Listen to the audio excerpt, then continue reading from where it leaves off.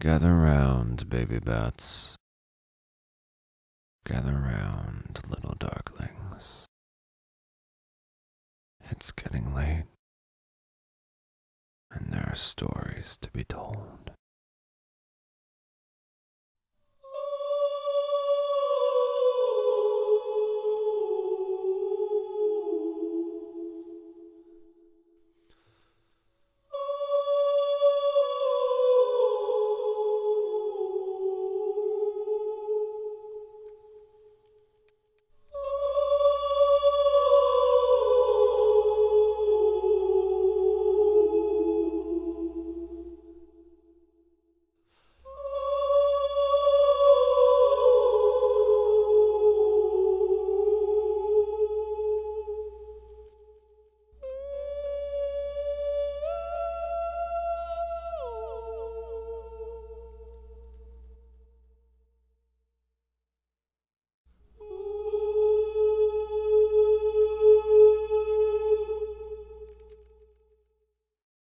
Our rebellion is being sold back to us.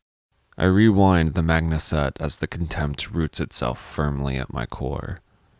What the hell happened? Just a few months ago, the only people concerned with our movement were those who were a part of it and those who we targeted.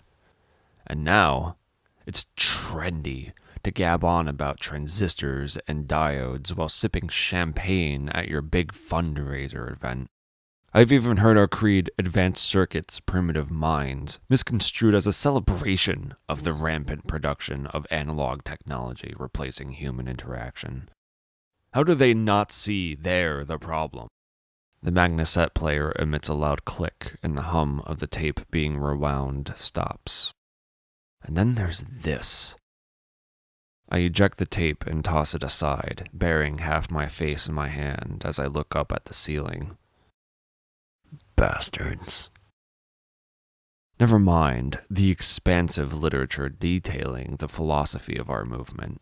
Never mind that the written word is and always will be the greatest act of sedition.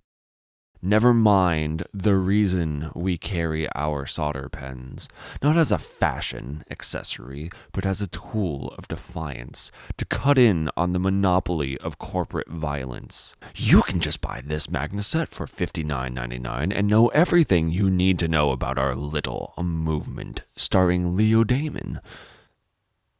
As if. This always happens. Every counterculture from each generation is inevitably swallowed up by faceless corporations and regurgitated back at retail value, only tamer and stripped down to its most docile state. And honestly, how could they not?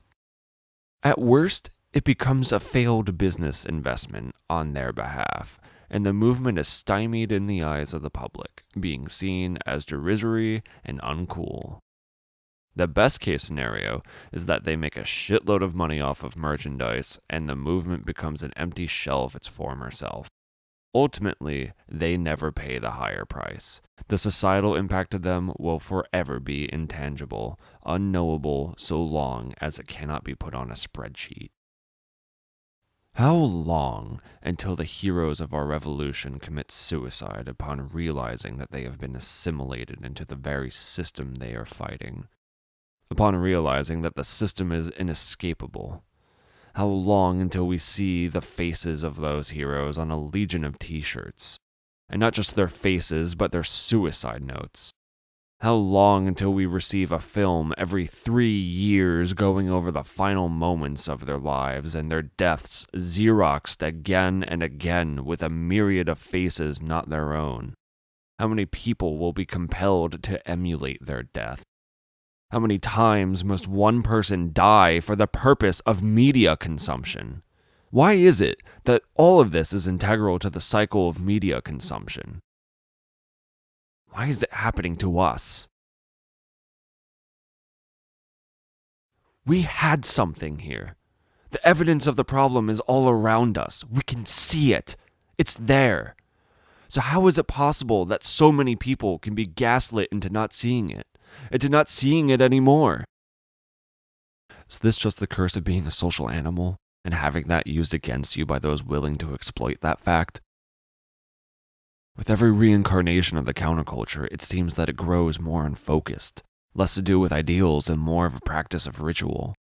That there is something within the zeitgeist that dictates the necessity of a movement, but not what form it will take, merely that it must exist. Are we the guardians or the flock? Or both? There is a responsibility there, and we cannot ignore it any longer. I prepare to head out to the city streets and grab my solder pen and component satchel on my way out, but I leave behind my favorite black trench coat. It may have meant something to me in the past, but that's where that meaning will stay. As any techer will tell you, the circuits may be advanced, but we can always evolve. Sleep tight, kiddos.